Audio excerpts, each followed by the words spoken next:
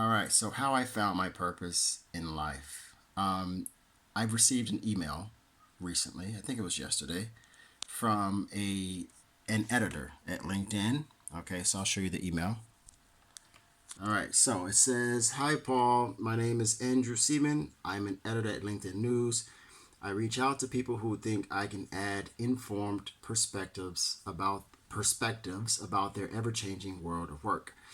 The world is beginning to see bright spots in its battle against COVID 19. As a result, many people are thinking of shaking up their careers as restrictions. Shaking up their careers as restrictions are lifted and economies, what does it say, improve? Oh, improve, sorry. In fact, experts are predicting a great resignation due to people wanting to move on and try something new. What's your advice for people making a shift right now, whether it's landing a new job or making a career pivot? What's the best advice you've received when it comes to making a job move? All right, so I've dealt with this in my lifetime.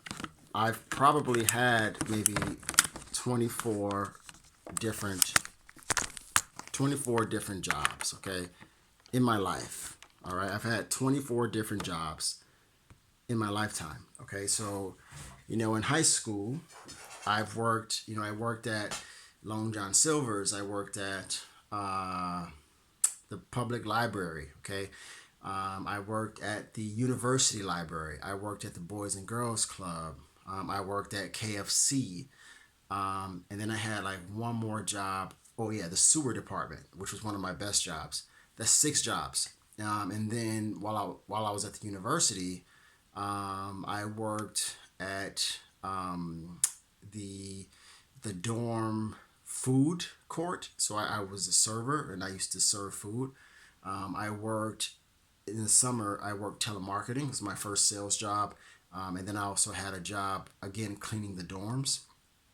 And then I had a job working in the hotel department, helping with documents, copying. And then I worked at the hotel for Purdue University in West Lafayette. I folded laundry. And then I had another job. I can't remember what it was. I had like five or six jobs at the university. And then after university, that's when I was just searching and looking. Oh, I forgot to mention, uh, in eighth grade, I worked for the newspaper. So I was a cartoonist. I used to draw cartoons for the school newspaper. And then after university, that's when I was really searching for my purpose. And the first job I had after university was a mortgage broker. I did that for about 6 weeks.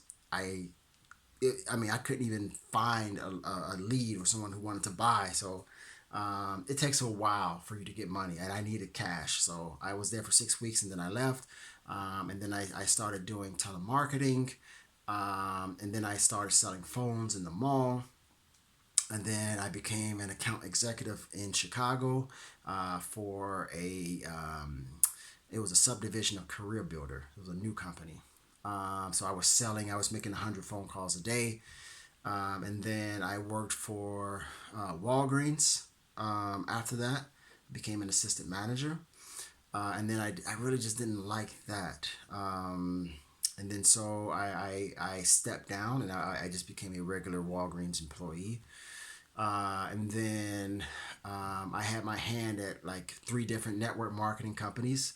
That's what I forgot to mention. So in college, I tried two different network marketing companies. I tried Cutco, and then I think it was Excel. And then after university, I tried a network marketing company called Prepaid Legal. Then, so I was looking for a job. I was working at Walgreens, and then so someone from Prepaid Legal approached me, and I started working with Prepaid Legal.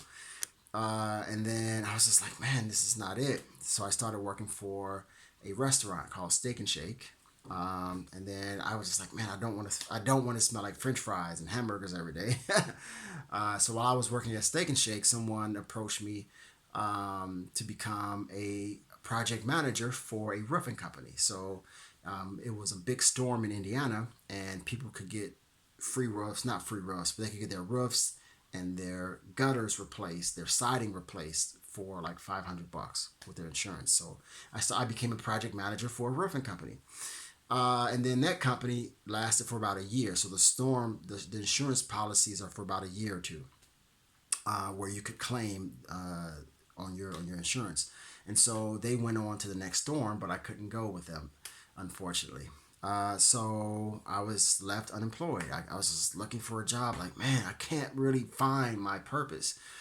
And then my sister visited Indiana. She was living in North Dakota, or she lives in North Dakota, and she said, "Just come with me to North Dakota." Right. So I moved up there to North Dakota, but she lived on a military base, so I couldn't really stay on base. So in order for me to have access to the base and to visit my sister, I had to work at Burger King. Okay, on base, even with a degree. So I started working at Burger King just to stay on the military base. And then, so I'm on the base, and what else? So I was like, yeah, I can't just make $8 an hour. So I was like, let me. And at that time, the oil field was booming, so I started working in the oil fields. So I became a project manager. Not sorry, I became an operations field worker or something like that. So I became an operations worker, I think is the name, in the oil field. All right, working 16-hour days. And then that lasted about 7 months because I was like, I'm not going to work in the freezing cold, freezing my hands off. And at that time, I had met my wife who lives in Italy. And I said, well, how can I get to Italy? So I started working at the airport in North Dakota. And so I was able to fly to Italy and back for like $45 round trip. And it was first class. And so what happened was eventually I had to move off the military base because I couldn't stay there too long. So I was like, man, I have nowhere to stay. And I was just like, man, my dream was to move to Austin, Texas. So I went to Austin, Texas. I took a flight down there on the weekend. I met the manager for the airport, the baggage handling company. And I said, look, I'm in North Dakota. I'm going to be moving to Austin, Texas soon. Do you have any positions open? And I had my badge on and everything. And he was like, yeah, just come on down. So it's the next week. It was like the next week or two. I had a job in Austin, Texas, right? At the airport. And then once I landed in Austin, Texas, my wife was getting tired of the long distance. So we had been long distance for, at that point in time, almost 3 years, right? So she was getting tired of, being on Yahoo Messenger and Skype and Google. I think it was like Skype and Yahoo Messenger. So I left my dream city, which was Austin, Texas. I left everything. I got on the airplane and then I came to Milan for 3 months. And while I was out here, I was looking for a job. I was looking for different jobs in management because I went to school for management. And someone said, Paul, you should get a job in teaching English. I was like, I'm not teaching English. And so I just kept looking. I kept sending my resume. And then after no success, because I didn't speak Italian, I said, let me try. Okay. I sent maybe 8 resumes to these language schools. It was like a Thursday.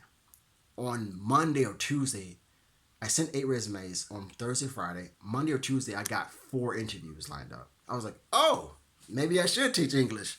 So I interviewed with a language school in Milan, and they started my training, but I couldn't work for the school because I didn't have my documents yet. So I was just here for 3 months on my visa, and then what else? So I was like, okay, well, I can't work here. I can't stay here. I don't have documents.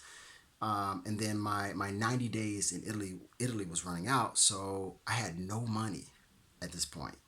And my wife gave me $50 and I tried to go up to London to stay for 3 months. I had no idea how I was going to survive. I was just out here. Went to London. The lady at the gate saw me with a hoodie on. And right away, she started grilling me. Where you going? How much money you have in your bank account? Blah, blah, blah, blah. They took me to the back, sent me back to Italy. Then I had 1 or 2 days left to leave Italy, to leave the Eurozone. So I said, okay, if I'm going to be homeless, so my wife started looking for plane tickets, right? The cheapest plane ticket back to America. And I said, if I'm going to be homeless, sorry, the cheapest plane tickets were to New York or to Miami. And I said, man, if I'm going to be homeless, I want to be somewhere warm, right? I want to be somewhere where it's warm. And so we bought a plane ticket for Miami. It was like $500. Went to Miami. The day I got to Miami, I had no idea where I was going to stay, how I was going to eat, how I was going to live, nothing. I landed in Miami. The moment I landed, maybe 30 minutes after I landed, I went to a Burger King. Yeah, Burger King.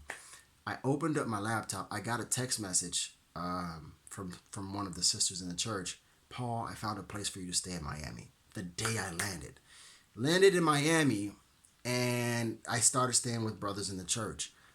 3 days after landing in Miami, guess where I started working again? Burger King. I don't know. Burger King is just in my life.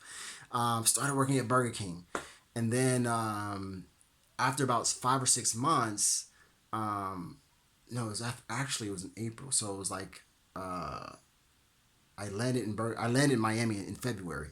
2 months later, I applied for a job at a language school for teaching English, and they accepted me. I started my training, and then I really didn't start teaching until about August.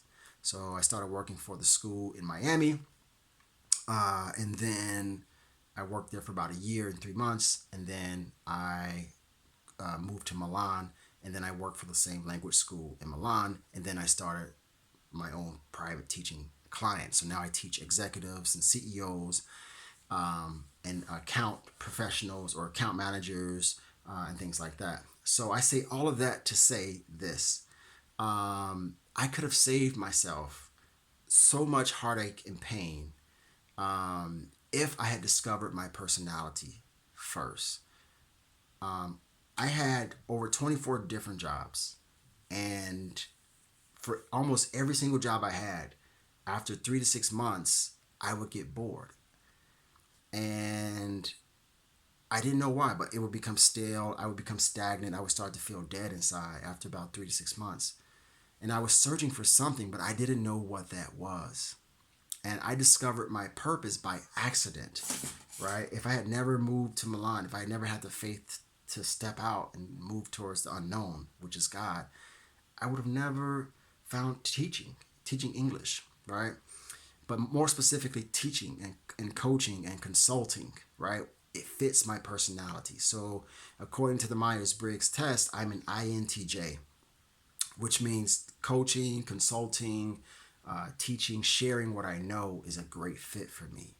I had to go through 24 different jobs to understand that, to find that. So if you're looking for your purpose in life, my suggestion is to go to the website. It's 16personalities.com. Okay. It's a 12-minute test. Take the test, and it will actually show you what jobs are great for your personality. Not only that, it will show you what businesses, there are some websites you can find, and it will show you which businesses are great for your personality. And that's really important because so many people are looking for jobs just to make money, right? And that's okay if you know your purpose, but if you're just making money, eventually, and if you're in a job that you don't like, probably you're going to feel burnout or you're going to feel empty after a while, okay? And then maybe you can find your purpose later. But if you can find something where you can actually work in your purpose, you're probably going to outshine your colleagues anyway because you'll be in your natural environment. It's like a fish. You put a fish into water, it becomes a genius, right? Compared to putting a bird in water, right? Where's your natural environment? And that's how I found my purpose, was the personality test. I had taken this test maybe 3 times. I think it was in college, after college, and then recently. And I always get INTJ. And if I had this test, if I had taken this test when I was in high school, I probably would have never gone to college because I wanted to be an entrepreneur. And that is my advice. That's how I found my purpose in life. And by the way, teaching English, not only did I find my purpose, but it's the most money I've ever made in my life.